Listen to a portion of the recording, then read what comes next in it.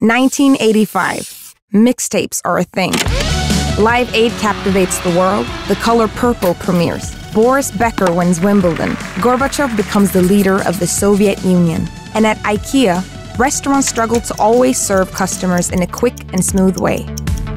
We needed something easy to serve, tasty, and affordable to the many. Quite a challenge, actually. Or as Ingvar Kamprad put it, it's tough to do business with hungry stomachs. Severin threw himself into the job of creating the perfect IKEA meatball recipe. It involved long and passionate discussions with his colleagues and with Ingvar Kamprad himself. Over the course of 10 months, Severin hardly left the kitchen. He put his heart and soul into finding the right recipe.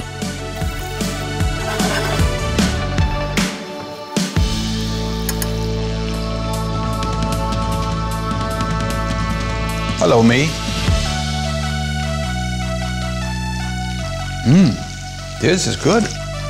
It took almost a year of hard work until the restaurants could start serving the IKEA version of the Swedish meatball. Every time a new IKEA store opened, people lined up in thousands. And people still do today. For me, the meatball is so much the IKEA culture. It's convenient, it's Swedish, and pretty much for everybody.